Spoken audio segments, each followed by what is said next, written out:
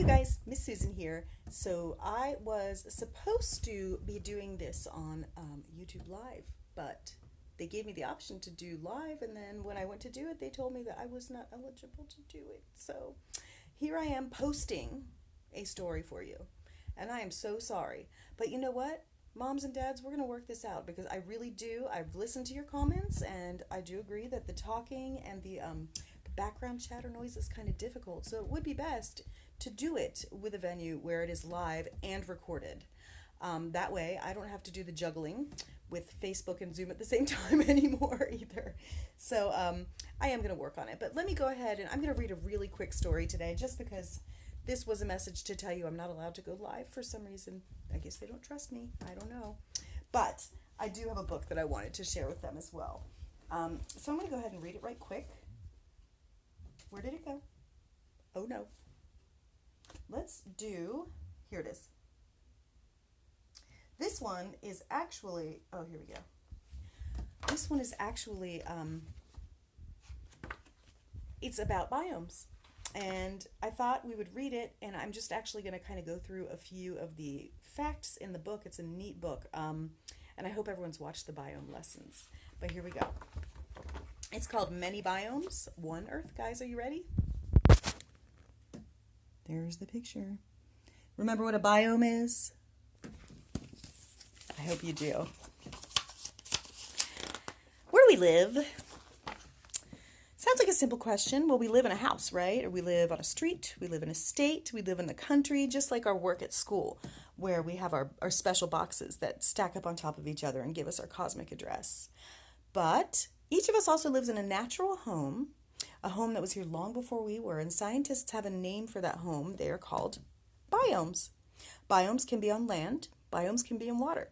We learned the land biomes the other day. Now this one that I'm going to read to you today is going to teach us or explain a little bit about the biomes of North and South America. Ready? Some of the things you look for in a biome to get a clue of what kind of biome you're in are things like trees, animals, weather, and soil, sometimes the soil, and the plants. Don't forget those. So let's start with one that we don't live in, just see how different it is. The tundra. Let's look at a picture of the tundra.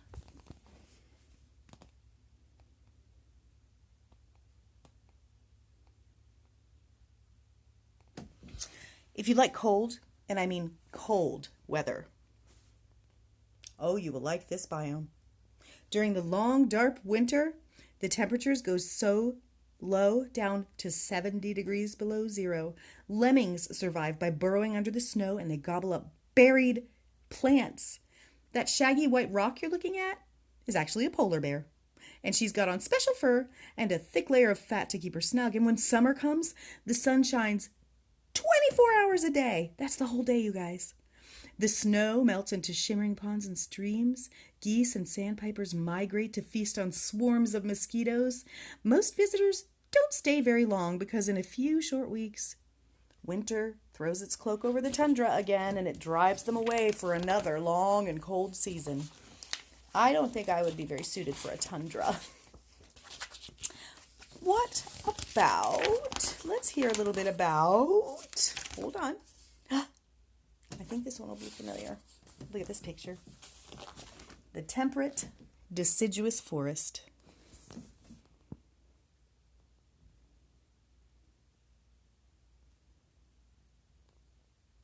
Each fall, this biome blazes with color because maples and oaks and birches are dropping 10 million leaves on every acre of rich forest soil. These trees are called deciduous trees because they lose their leaves every year. If you poke under the crunchy leaf layer, you're going to find more salamanders than anywhere else in the world. Their colors may make them look like toys, but don't touch them. Just play with something else because their bright skin says, I could be poisonous. By dropping their leaves, deciduous trees protect their tender tissues from the oncoming winter, and still, this biome is a temperate place. It rather gets too hot. It rarely gets too hot or too cold. Winter snow turns to spring rains, and there are symphonies of songbirds migrating from the tropics. Through the summer, the birds eat insects and they raise new babies, and then they return south as the lovely rain of fall leaves begins once more. Well, that was the tundra, the super cold one. And we just heard about the deciduous forest, right? That's where you live. That's where I live. Most of Virginia is this biome. I'm going to do one more, and then I'm going to pop over and send a message to moms and dads, okay?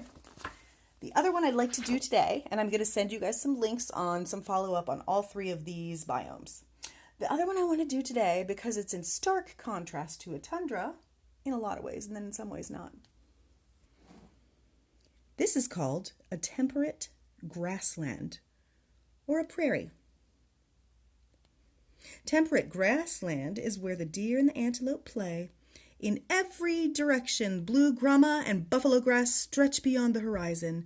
Plants are great grub for the buffalo and other big grazing mammals, and look closely because the grass is also home to restless armies of crickets and butterflies and spiders.